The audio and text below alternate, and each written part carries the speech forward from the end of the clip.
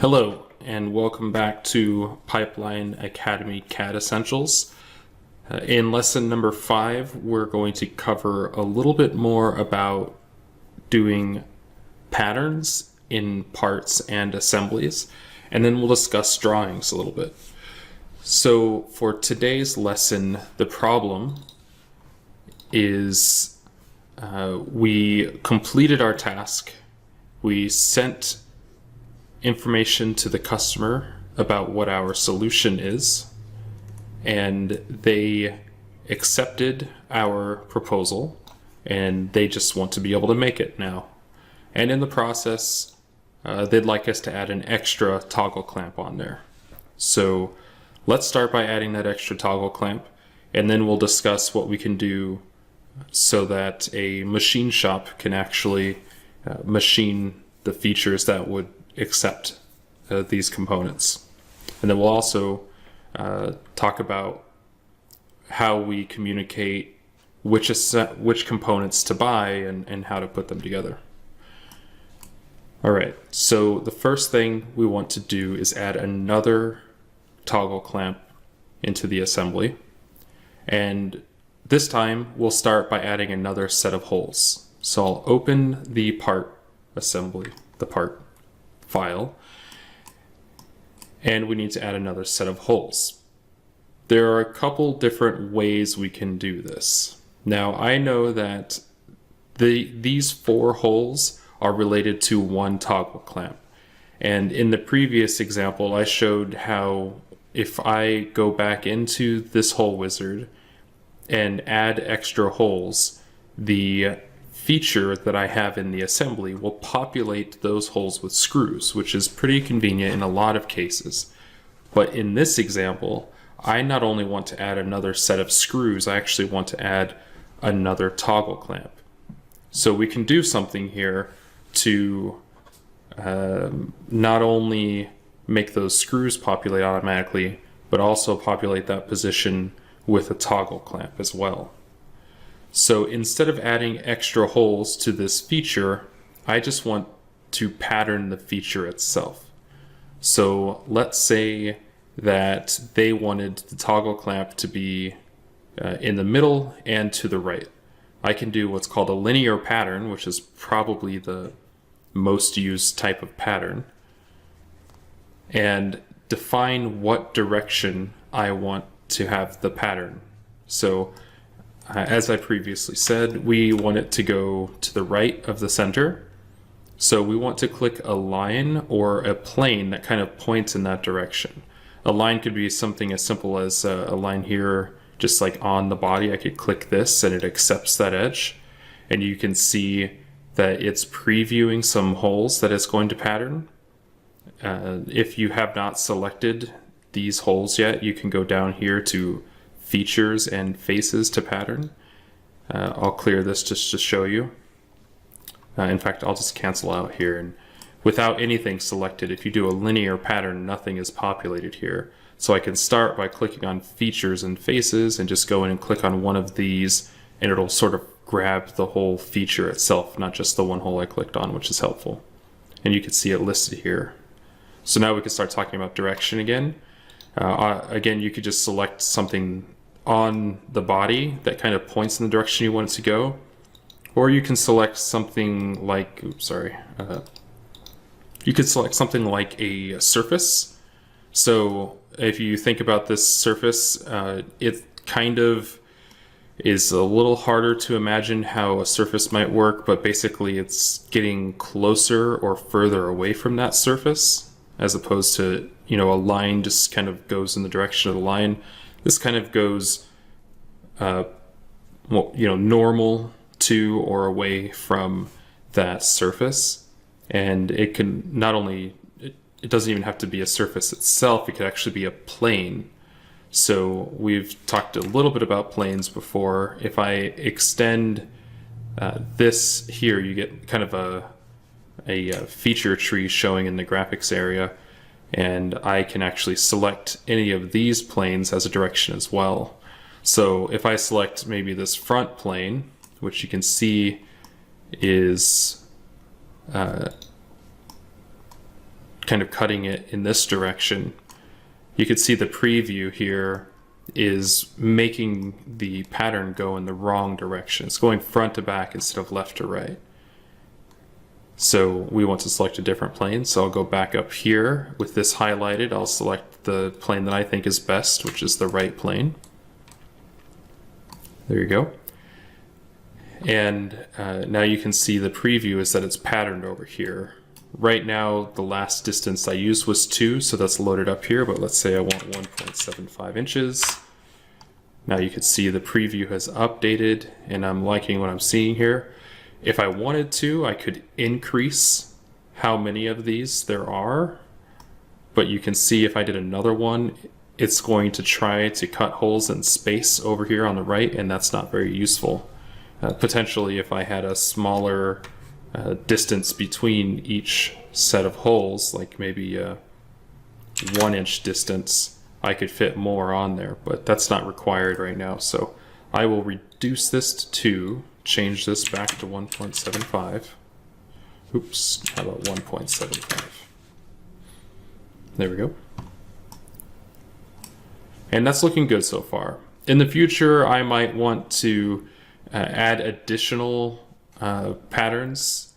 In this instance, I probably wouldn't, but you could imagine maybe I want the pattern to also go in another direction. So if I select maybe this line here for direction 2, and I change the instance to 2, and some spacing here, you can see how it can go in a grid.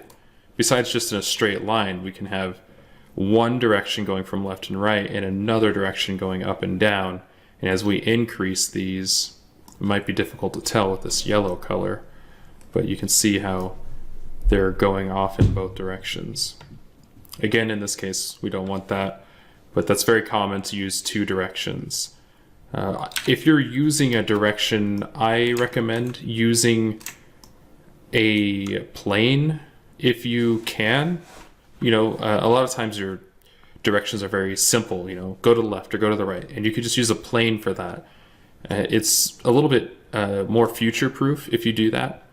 There's a possibility that maybe in the future you go and you change how this block is cut out or formed or something, and if you have selected a line on this body to create this pattern, but then you go back later and you change how this body is created, and this line, if it doesn't exist, it will break the feature and you'll have to go in and update it. So unless you have a reason to, which you certainly will have reasons to in the future, unless you have a reason to, just go ahead and grab a plane instead, because that works just as well and it's future-proof, or more future-proof.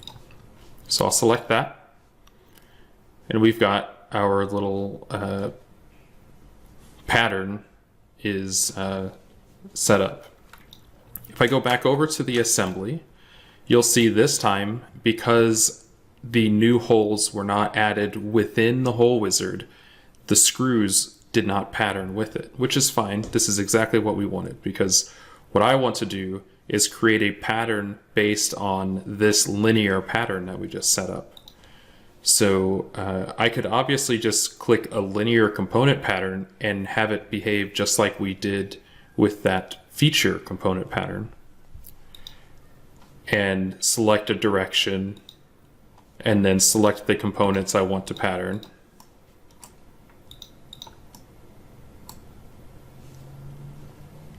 And define this as 1.75. And right now it's going to pattern at 1, which doesn't make any sense because it's already there once. We'll go to 2. If I accept this, everything looks pretty good here. It duplicated everything that I wanted it to. And it's in the same place because I remember that I did 1.75 inches in the part and I did 1.75 inches in the assembly. And some people might do this, but the problem with this is if you go back to the part because the customer or your boss wants you to change something. I double clicked on this feature here and the dimension popped up, so then I was able to click on that dimension and edit it. If I do the rebuild action, the new distance is 2 inches instead of 1.75, and you'll see in the assembly that the this little pattern here did not update because we didn't build anything in to update. So we just said take these components and move them over 1.75 inches. A smarter way to do this would be to tie it to the feature that created those holes. So I will go and delete this local pattern here. You can see how it highlights the components that I'm trying to delete, which is what I want. And also hit yes. And now instead of a linear component pattern, we'll do the same thing we did last time. We'll do a pattern-driven component pattern. We'll select all of the things that we want to pattern. You'll note that this little part is a part of this subassembly, and even though it's only highlighting that part, the whole assembly is going to pattern over. That I think is probably a glitch because it doesn't make a lot of sense for it just to highlight that. You'll see in the preview that the whole subassembly gets patterned over. Anyway, I have all of the stuff selected that I need. Now I need to tell it how to pattern it, which is as easy as selecting the driving feature or component box and then selecting something in that pattern, which is this here.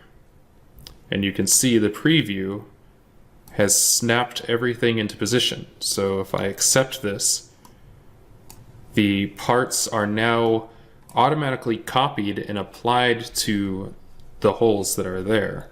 If I go back to the part and I double click here and change this dimension again to 1.75 and rebuild it, if I switch back over to the assembly, you'll see that the actual vise has moved. If I go back to the part and look at this, I can actually change the direction of the pattern by clicking on this little reversing arrow next to the direction. So instead of going to the right of the plane, we click on this and it'll go to the left of the plane. If I accept that and go back to the assembly, you'll see that the vise has moved with it. So it's easy to see how useful that is. Anytime you can, if it doesn't take too much extra work, it's nice to include these types of features and considerations into your assembly. It helps prevent errors in the future, and it makes it easier for you to work collaboratively in a team. Just because you remembered that your pattern was 1.75 inches, it doesn't mean, you know, your coworker or your boss or the next guy down the line is going to remember that things need to be updated manually. So this is really nice to have. A nice little addition to that is if you add extra features to this pattern, so this is that linear pattern again, I can add another direction here and select maybe the same plane, but then tell it to do 2 instances now in the other direction. So you can see now the first one made it go to the left from our most recent change, and now I've added another direction to go to the right. I can add another set of holes on either side. And I'm going to select this pattern seed only. This is, well, okay, I guess this might get into the weeds a little bit, but it's important to understand this. So let me show you another example of how this would work. If I did a direction like this, if I have two directions happening at the same time, let's do 1 inch here. There we go. That's good. If I have two directions happening at the same time, you can see how it takes the first set of holes, it makes it go one direction, and then it makes both sets of holes go the second direction. But there's an option to say pattern seed only, which is it will take the first set of holes and it'll pattern it in one direction, and then it will pattern just this first set of holes in the other direction. It won't copy the first direction again. So you can see how it just goes up and to the left. Versus if I turn off pattern seed only, it also goes and it takes that extra pattern bit and continues to pattern it as well. The seed in a lot of things, including in features and CAD and stuff, is generally like the first thing that, you know, is growing the feature. So that's pattern seed only. So to bring this back on track here, if I wanted this feature to go to the right of the plane as well as to the left of the plane, I can select the right plane again. 1 point. Maybe we want this to be different. Let's say 1. Let's say 2. I'll select pattern seed only. So now it's going to the left 1.75 inches, and then to the right 2 inches. If I accept this, this is what we're looking for. Just an extra one on the left, an extra one on the right, nothing in the back. Now, because I did this all within the same feature, if I go back to the assembly, SolidWorks has added another set of components because of this pattern-driven pattern. So this is high, higher level a little bit. It's not a difficult thing to do. It's just it's not a necessary thing to do. Setting up your file this way is really nice because it future-proofs it, but you don't have to do this. You could have easily dropped in 3 copies of the same toggle clamp and then populated all the holes with screws. This is just the way I like to do things when it's easy. You know, there are going to be instances where it's not easy and it's going to take extra work to try to figure out how to hack this so it works the right way. And in that case, it's not worth it. You'll just put in separate instances and deal with that, and it's fine. It's just nice to know what options are available for the future. So this looks a little overkill, but we'll go ahead and leave it this way. And actually, I'll save. There we go. And we want to talk about doing drawings. They're really important because a lot of times you need to communicate what you're making, what you want the machine shop to make. And we need to tell them what the dimensions are and what's important. So if I open up this part, you can see a lot of different details are involved here. And while 3D drawings are becoming more prevalent as we move forward, 2D drawings are still really important. So in this course, we'll discuss 2D drawings because that's the majority of the industry right now. But in later courses, we'll discuss doing model-based definitions. So first thing we want to do to create a drawing is start one. So you can go up here to the new icon and click the down arrow and make a drawing just by clicking on that. And on your computer, you probably have just this. A lot of workplaces will have their own custom drawing that will have the own, all of the properties that they want and all of the details that they want. And we certainly have something that looks drastically different than what you'll see here. But right now, when I say we, I mean Pipeline has something that looks drastically different than what you'll see here. But right now, we're just doing the intros. So I will accept this, and SolidWorks will create a drawing that's blank with sort of what are some default things that you might want on drawings. Not only does it create this blank drawing, it also takes your part and shows you some of the most popular type of views that you might want to create a drawing. So I will take, for instance, this front view and drag it onto the drawing. I could pick any of these, but you'll see why I want to pick this front view. I'll grab this, just click and hold and drag it onto the drawing. And you can see how SolidWorks has made a drawing view out of it. It no longer looks like that 3D part. It just looks like almost a sketch of the details of the part. And if I move up, it will create a view of the part from the perspective of where the cursor is. If you could imagine looking at the front of this part, you know the top of the part is at the top. If you were standing over here and looking at it, you would be able to see the part from this perspective.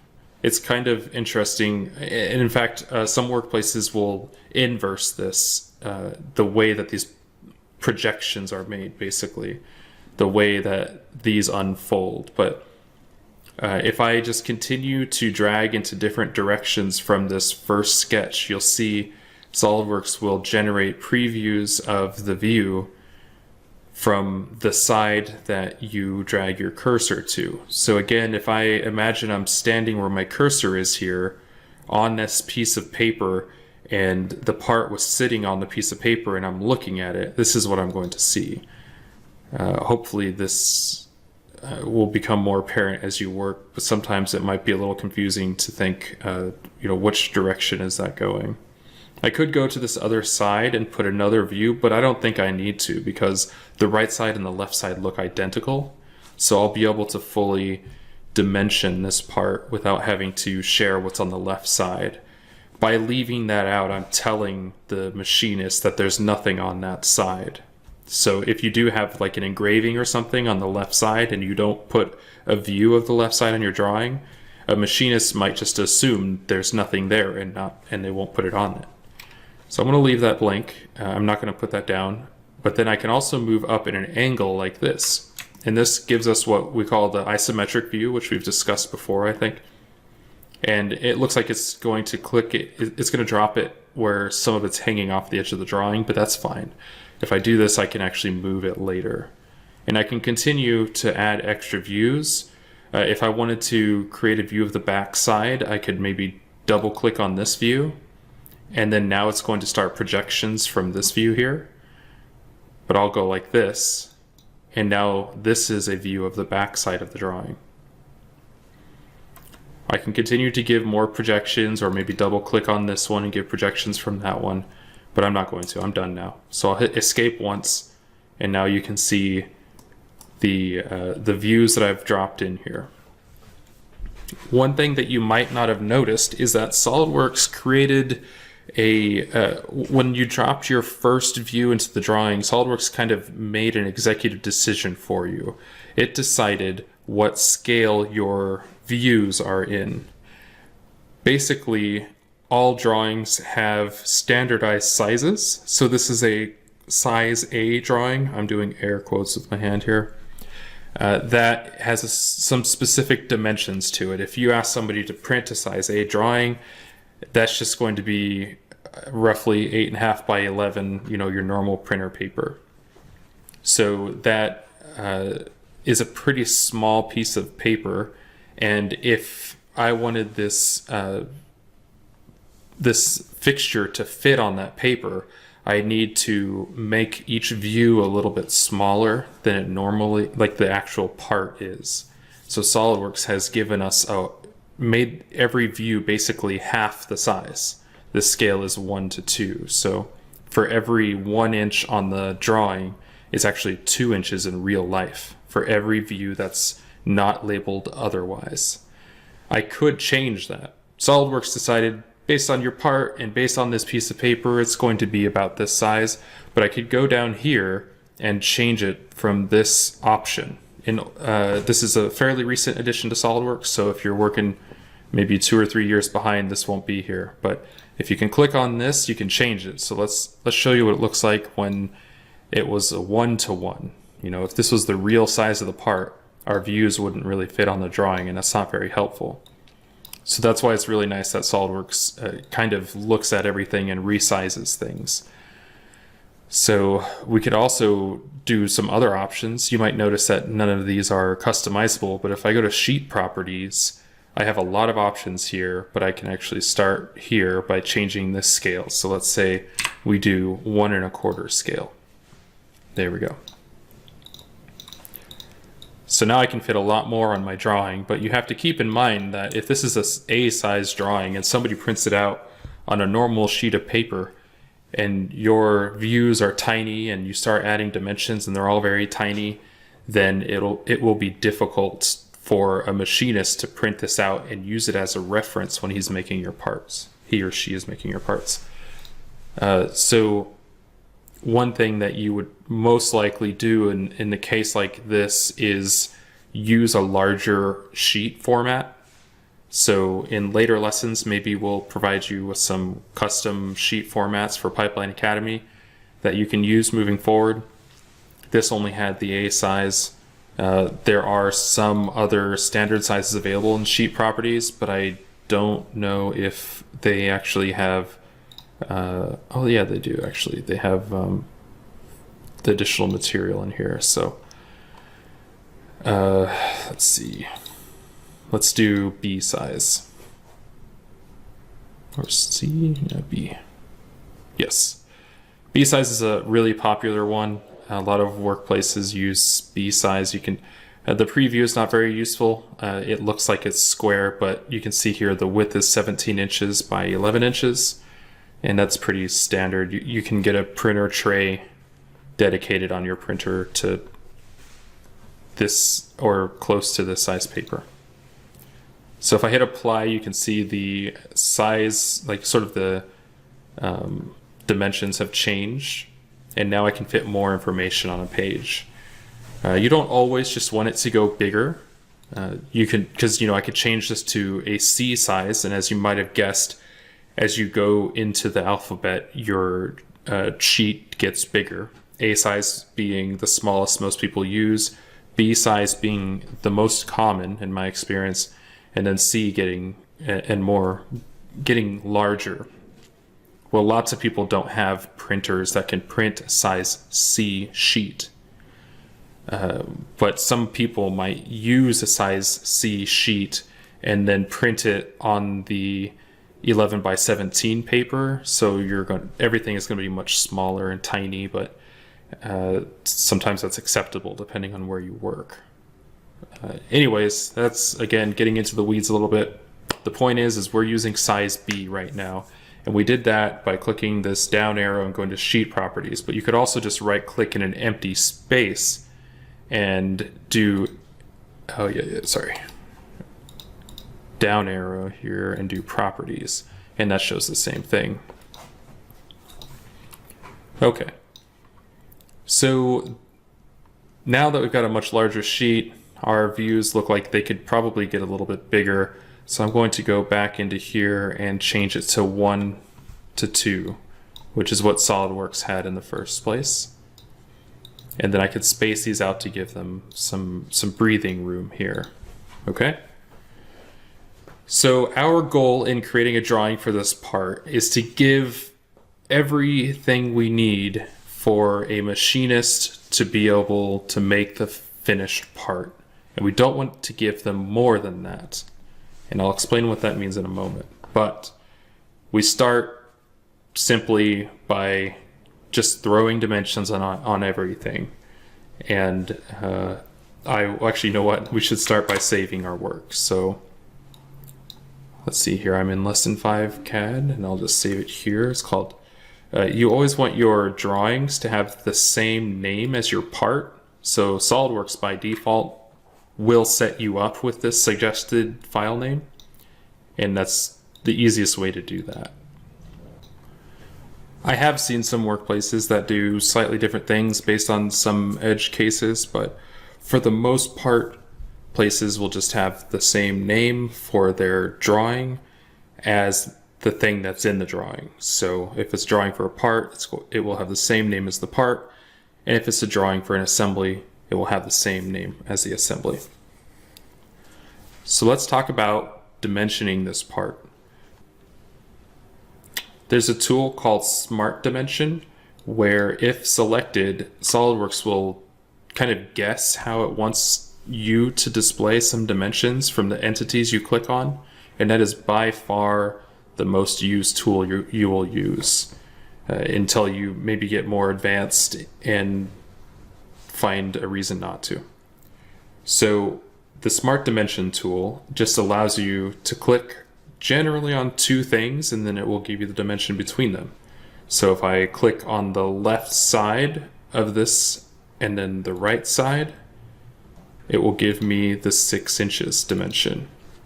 Again, we do from left to right to get this dimension, because if somebody goes back in and adds a fillet or a chamfer on this corner, this is a little bit future proof.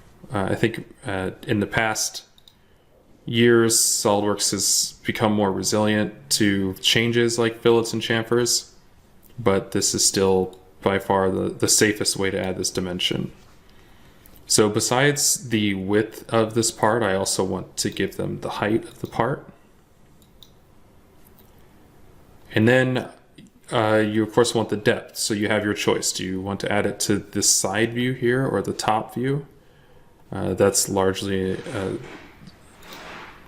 a preferential thing, but generally you do want to make sure it's in one of the main views that you add this dimension.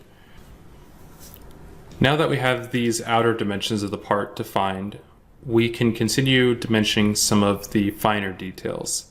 I usually like to start with just maybe some of the larger features and then get down to the more specific stuff, and then maybe finish it off with defining these holes.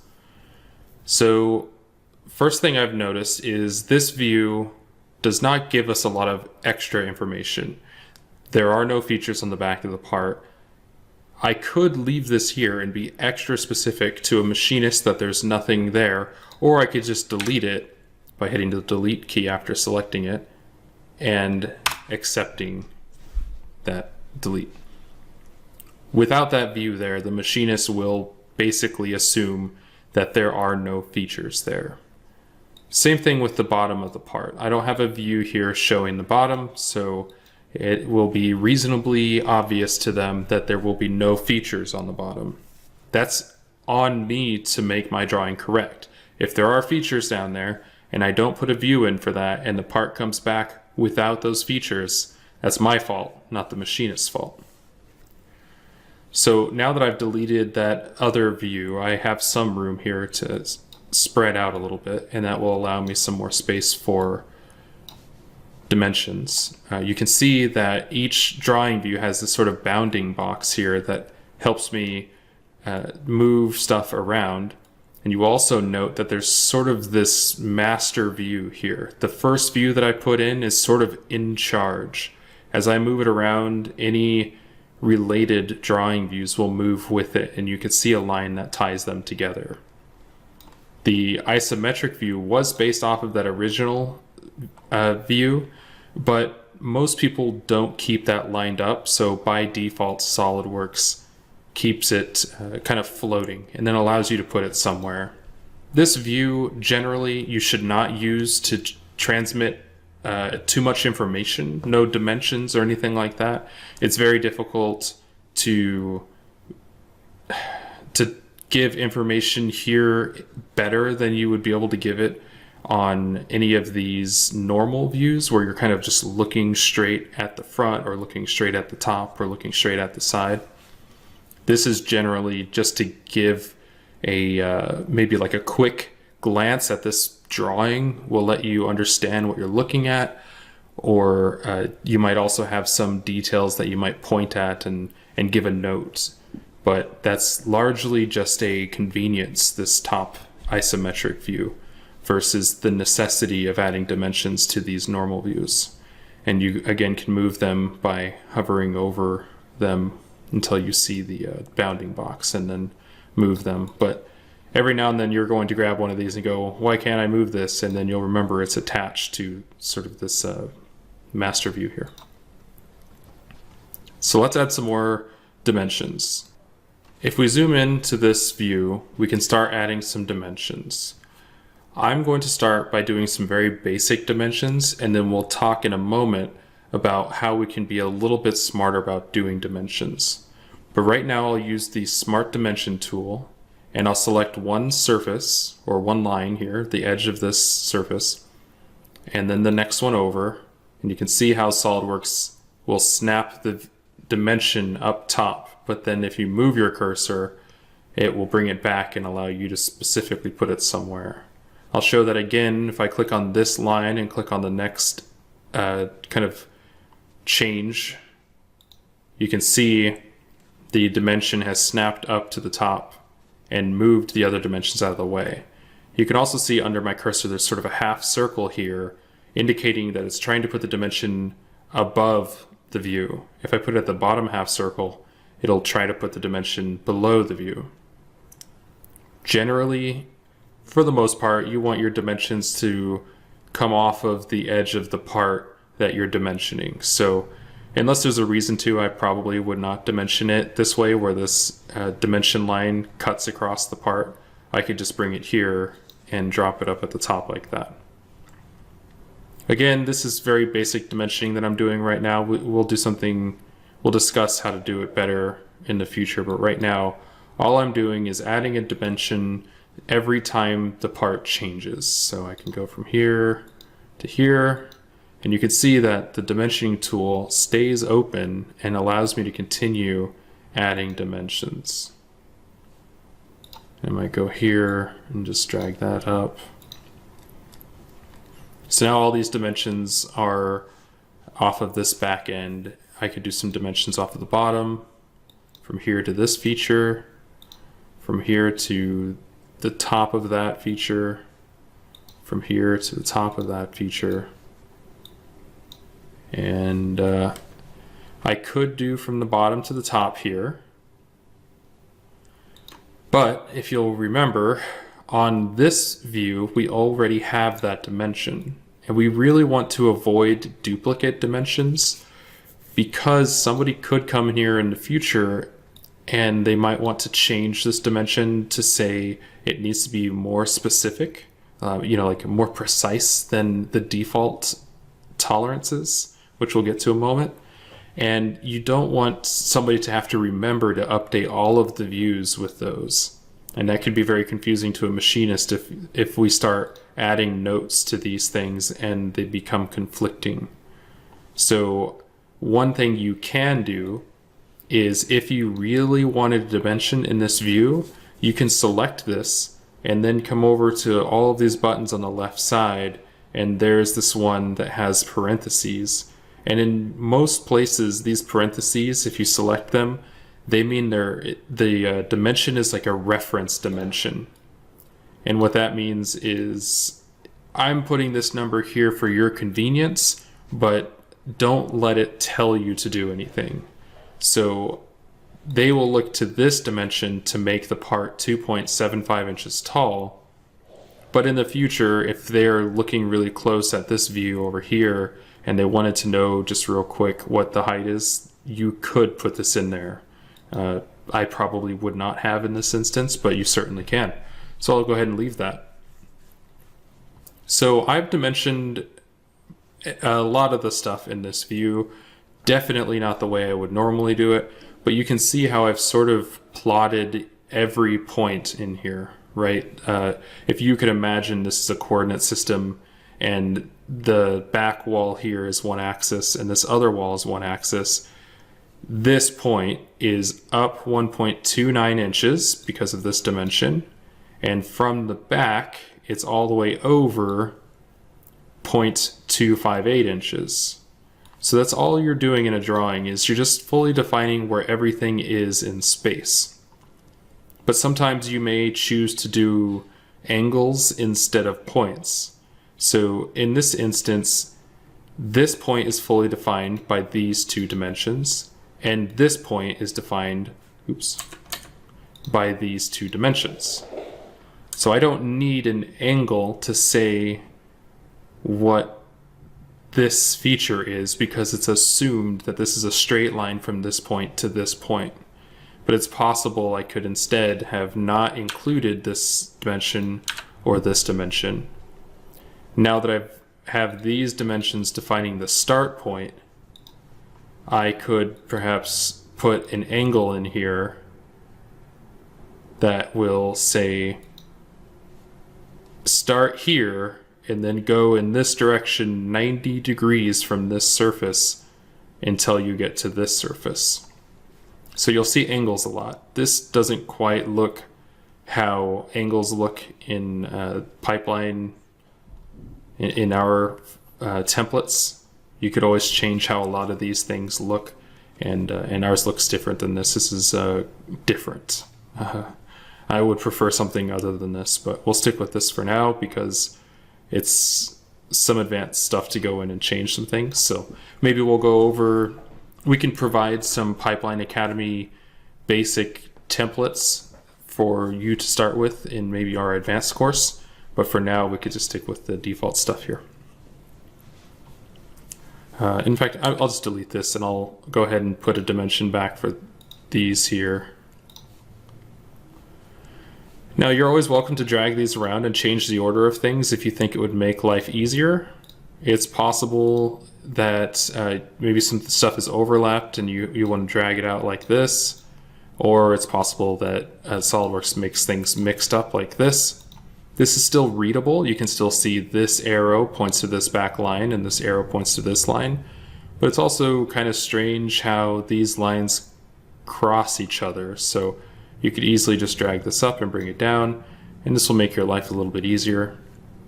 You can see SolidWorks kind of inverts the directions of these arrows based on whether it can fit. So when the lines are far enough apart that the arrows on the inside of the lines won't get too close to your numbers, it will look like that. But then when the dimension gets too small, then it will invert the arrows, but it means the same thing.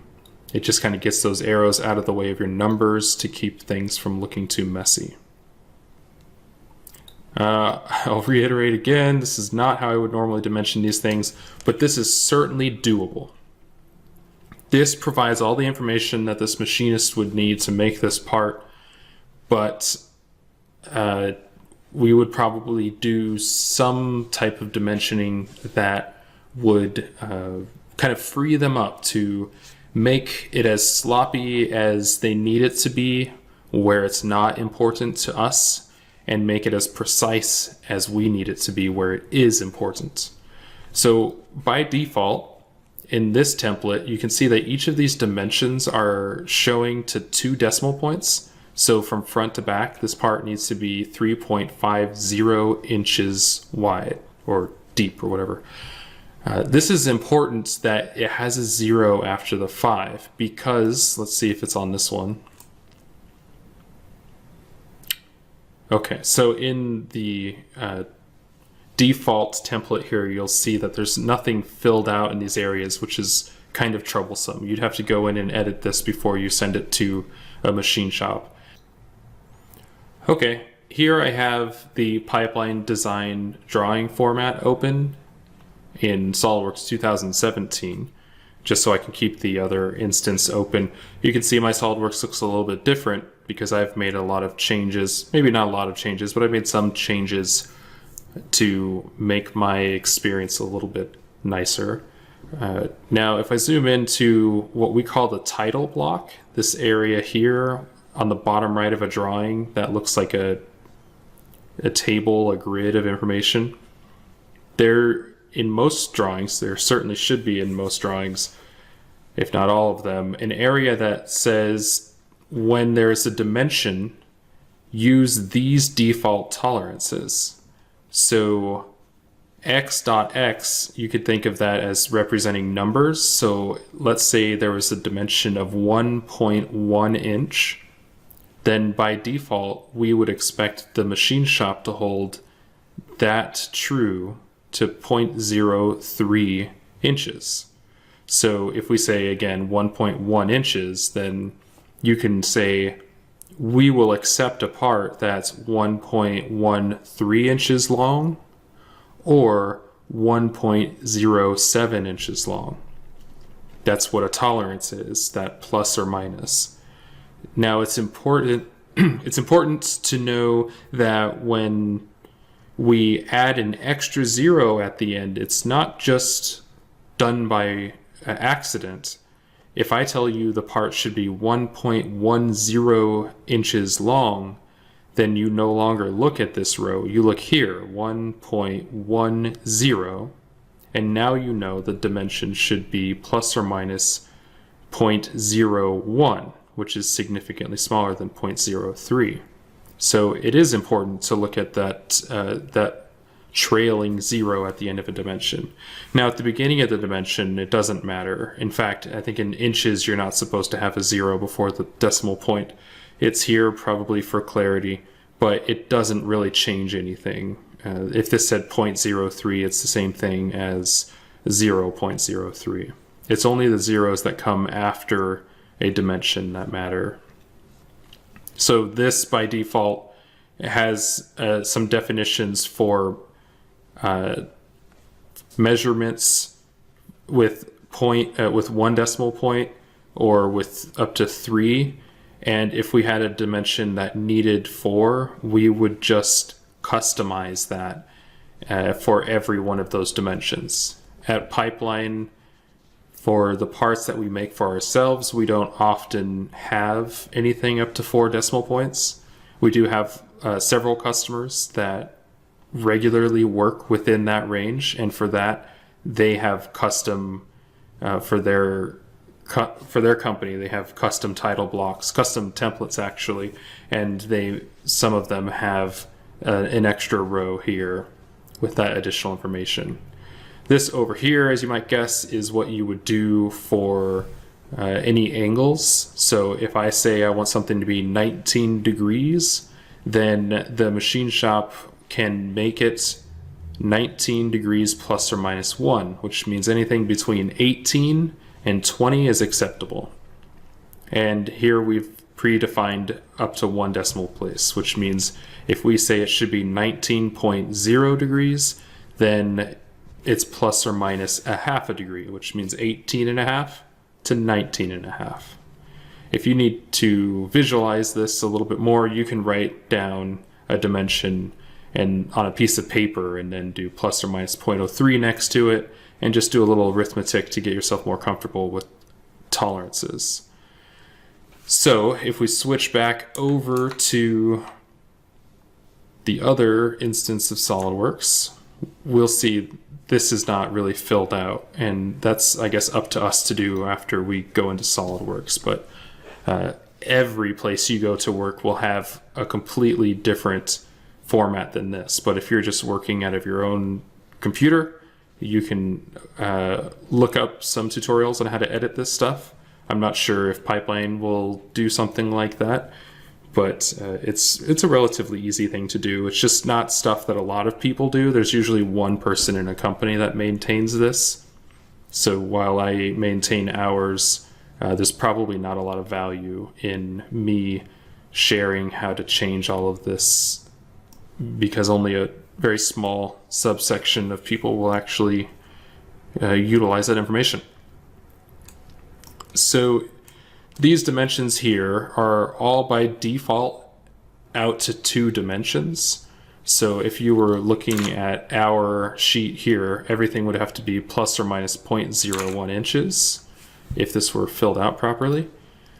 But you could potentially tell a machine shop that you don't care as much about maybe this tolerance, and you can come over to this tolerance precision area and change it away from the document default of 2 decimal places to 1 decimal place.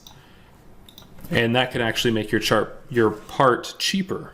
If you tell a machine shop you don't care too much about a couple of these dimensions, it'll be easier for them to get to that dimension, and it will kind of reduce the risk of them maybe making a bad part that they'll have to remake. So generally when you put a dimension on something, you only want to specify it as rigid as you need it to be. So this front to back dimension probably only needs to be out to the 10th of an inch. Some of these other dimensions, maybe they are important to keep out here, and in fact, maybe there's a dimension like this one that you could decide should be more precise, so you can actually go back over to the same area and add an extra decimal point. And now the machinist will know to go to the title block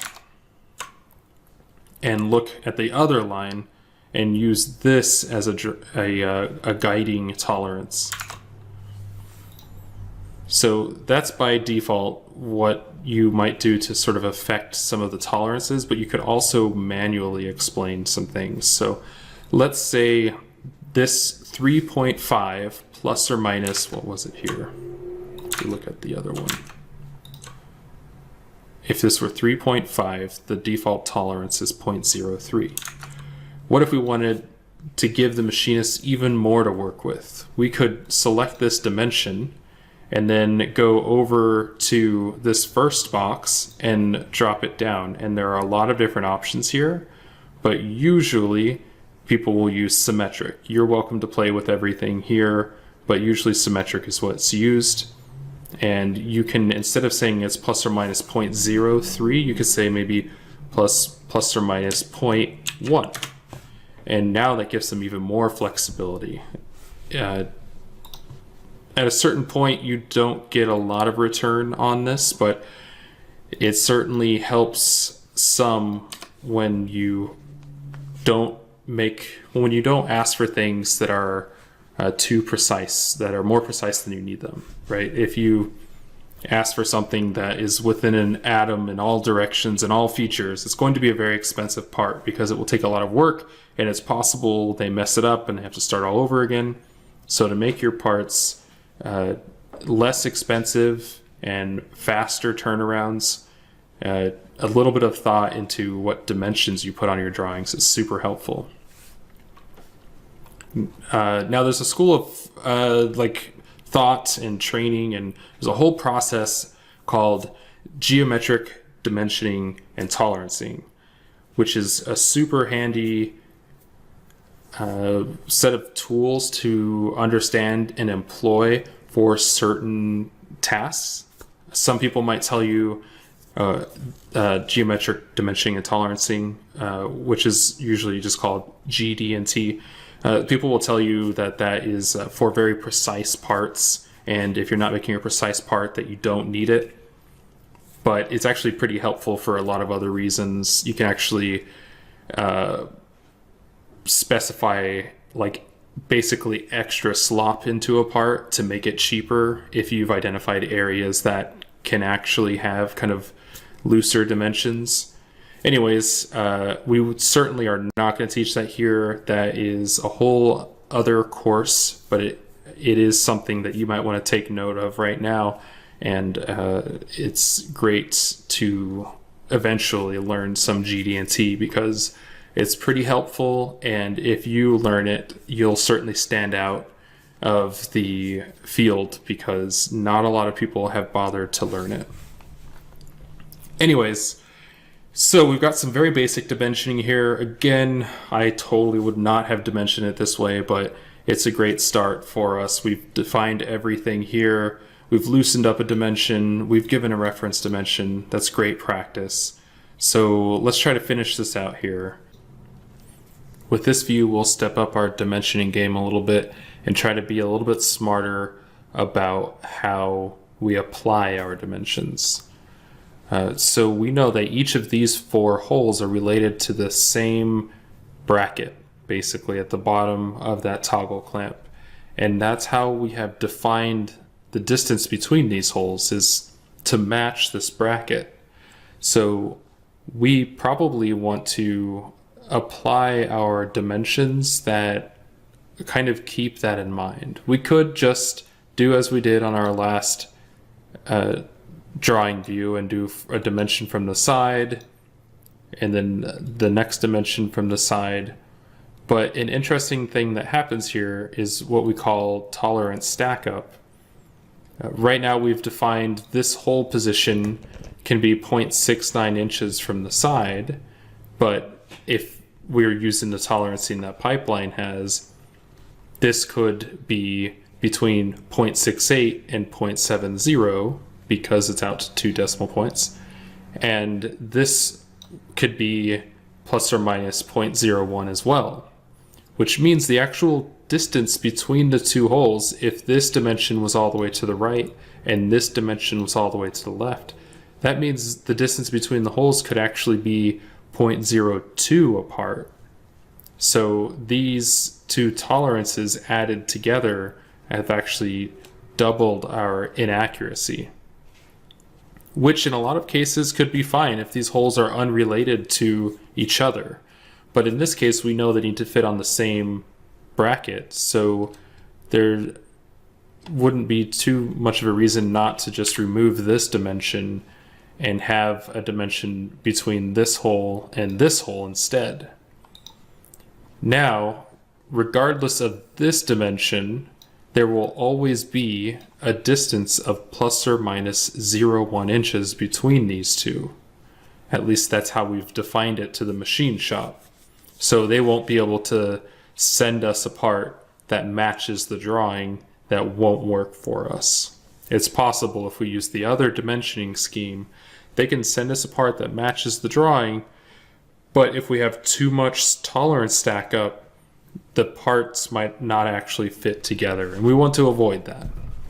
And one way you could have avoided that is by just putting some ridiculous tolerances on it so that they can't float, the stack up won't be too much, but then that makes the part very expensive. So if we're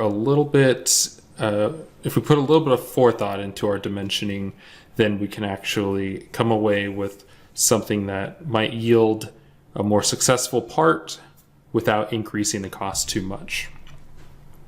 So to dimension the next set of holes, we don't want to just keep dimensioning off of these holes because we don't really care about that. We can just start again from this side and go to here because these two brackets are separate. They don't need to be dimension based relative to each other.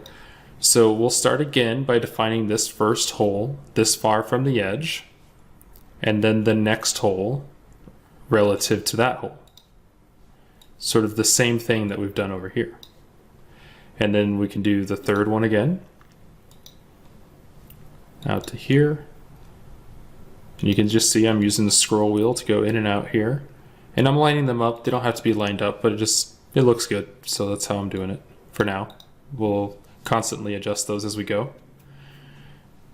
So we're starting to get close to having these defined, but one thing about these dimensions is they're only pointing at the entities that the lines end on. So right now, this dimension from this hole to this hole is 0.63 inches, but it's not saying much about this hole here. One thing we can do to help out the machinist to let them know that these are intended to be lined up is to select the dimension, come over here to the dimension text, where you see this kind of equation here that's pulling a dimension from the part to show, and we can, in front of that little equation, write 2x with a space behind it. And now you can see on the drawing here that it's updated. So what this says is you follow the line down and it will apply twice. This dimension applies twice. So this is 0.63 and the next one over is 0.63. And in order to do this, it has to be pretty obvious. If you've got like 6 holes here and they're all zigzagging, then it's a difficult thing to do, and you should probably just dimension every hole to be as clear as possible, or use something we call a hole table, which is probably next level. So we'll worry about that later. For here, this works out pretty well. We'll say 2x here, and then we also have to do it to the other 2 dimensions. I can select both of them by holding Control, and then I can edit them both at the same time. Pretty much all places require you to use all caps, so when I say 2x here, I'll use a capital X to do that. And if I were to write any words in there, I'd also use all caps.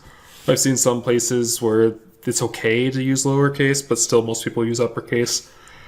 It keeps the drawing looking uniform, and it kind of reduces some ambiguity where some lettering could look small and difficult to read. So again, I'm just moving these dimensions around to make sure that it stays looking pretty understandable. Now we've only dimensioned these holes from the right wall. We have to actually kind of place them in the up and down direction, and it works the same way. I'll take a dimension from the back to the hole that we had been measuring for the other direction, and I'll place that dimension. And one thing you might notice here is SolidWorks put a line that connects all of these holes. And the nice thing about this line is that it removes our need to put the 2x, or in this case 6x, on the dimension. It kind of replaces the multiplier there. So this says 0.97 to this one, and this one, and this one, this one, this one, this one. You get the idea. So if I do another dimension like this, from here to here, just like we had done from the left to right, this dimension is also defined by these straight lines, so I don't have to put a multiplier in there either. That's pretty convenient to have. There we go. So this is definitely not as clean looking as this other dimensioning scheme, but it actually has a little bit more intelligence in there. So this is definitely preferred to do something like this when you can, so that you don't have to get crazy with your tolerances. You could reduce tolerance stack up by measuring things correctly, and then you don't have to go in and change a tolerance to something ridiculous and impossible that would make it very expensive to make.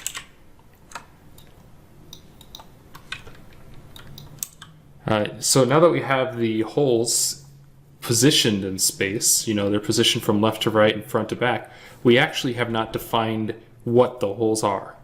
And the easiest way to do that is to use the hole callout. If you've used the hole wizard to create these holes, which I said you should probably do in most cases, then all you have to do is use the hole callout and select one of the holes that are related to the rest of them and place it somewhere. I am going to now just place it here, but then drag it over. And you can see what is happening here. It has looked into the feature and found 12 holes and added the multiplier here.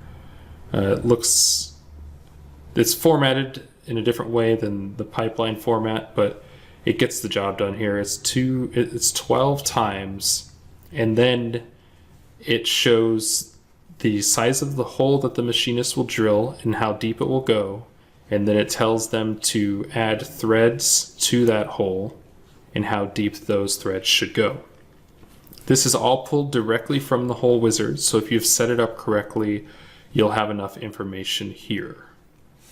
Depending on the machine shop though, they may not require this dimension at the top, and they may only require the thread and the depth of the thread, and then they will calculate this information themselves. Some workplaces have this built in like this, which is the safest thing, but some might not have this first part. So now we've placed all of these holes on the part and said how deep they should be and what the threads should be. And the part is, for the most part, ready to go. We still, to this point, have not defined what material it's made out of or what finish to apply to it or anything to that effect. But this is a really good start for a basic drawing. We also have not defined any of the properties that would have filled out the majority of this title block. That's primarily because my computer is set up for the pipeline design title block and our other customers' title blocks. And I've just kind of wiped all my settings so that I can show you this lesson. So we will teach some of that later after we introduce you to a custom drawing template. So generally in drawings, in a project, you will create a drawing for any custom part or any modified part you have. So in this case, I do not need to create a drawing for these toggle clamps. Those I can buy from McMaster. Lots of workplaces will require you to set up a product spec, which is sort of like a simplified drawing that will say, anytime I need a toggle clamp like this, go to McMaster and get this part number. But we won't go over that here. Those are very specific to the company you work for. So in this case, we would be creating a drawing for the part and then a drawing for the assembly.